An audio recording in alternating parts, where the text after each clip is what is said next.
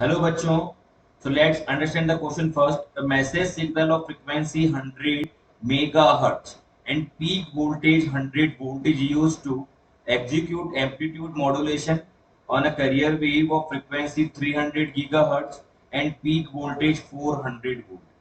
Okay dear, the modulation index of difference between two sides band frequencies are. देखिए यहाँ से पूछा गया है कि दो वेव्स हमें दी गई, एक मैसेज सिग्नल दिया गया है और एक कैरियर वेव दिया गया। तो पहले अगर मैं डायग्राम बनाए इसका, अगर मैं किसी मैसेज सिग्नल की अगर वेव डायग्राम बनाऊं तो कुछ कैसा बनेगा, कुछ ऐसा बनेगा डियर। ठीक है, और इसके लिए हमें फ्रीक्वेंसी कितना दिया गया है, फ्रीक्वेंसी दिया गया बेटा 100 मेगाहर्ट्ज, जिसको हम क्या बोल सकते हैं 100 इंटू 10⁻⁶हर्ट्ज। ओके, और साथ में दिया है पीक वोल्टेज, दैट मींस ये जो वैल्यू है पीक वोल्टेज, ये वैल्यू हमें कितना दिया गया है, ये हमें दिया गया है 100 वोल्ट। ये किसके लिए डी है, ये किसका वैल्यू हो गया, मतलब एएम का वैल्यू कितना हो गया हमारे पास है, पीक वोल्टेज कितना हो गया 100 वोल्ट हो जाएगा।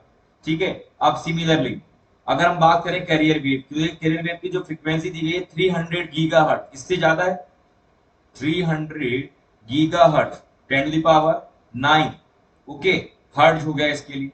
ठीक है, तो यहाँ पे क्या हुआ, इसकी फ्रीक्वेंसी ज्यादा होगी तो कुछ ऐसे जाएगा। ठीक है, ये करियर वेव हो गया, और उसका जो हमें क्या दे रखा है, एम्पलीट्यूड मॉड्यूल जो हमें एम्पलीट्यूड दिया हुआ है, पीक वोल्टेज दिया, कितना दिया गया बेटा 400 वोल्ट दिया गया, ये हमें 400 वोल्ट दिया गया, ये हमें एसी दिया गया, एसी कितना हो गया 400 वोल्ट हो गया। तो पहला हमसे पूछा गया मॉड्यूलेशन इंडेक्स। तो हमें डियर पता है कि मॉड्यूलेशन इंडेक्स का जो फॉर्मूला होता है, मॉड्यूलेशन इंडेक्स, उसका फॉर्मूला होता है डियर कितना हो जाएगा, mu is equals to AM upon AC. बढ़िया, एएम कितना है हमारे पास में 100 और एसी कितना है हमारे पास में 400, कितना हो गया 1/4। ओके, 1/4 हो गया, इसका मतलब कितना ले सकते हैं 0.25। तो हमारे फर्स्ट ऑप्शन और थर्ड ऑप्शन तो इनकरेक्ट हो गए, या तो हमारा फोर्थ ऑप्शन होगा या सेकंड ऑप्शन होगा। ये चेक करते हैं, आगे हम difference between the two side band frequency calculate करेंगे। तो अगर डिफरेंस पूछा गया है, difference between two side band frequencies, side band frequencies, तो ये क्या होता है, हमें क्या कैलकुलेट करना पड़ेगा, ये क्या होगा upper band frequency minus lower band frequency. That means upper band frequency क्या होती है, F C plus F M minus F C minus F M, ये लोअर बैंड के लिए हो जाएगा। तो यहाँ देखिए F C get cancel, F C only we have 2 F M.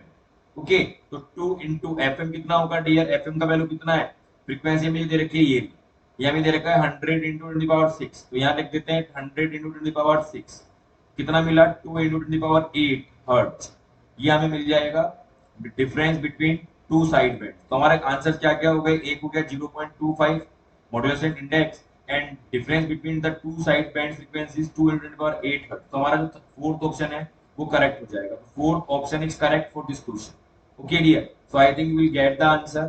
Thank you very much.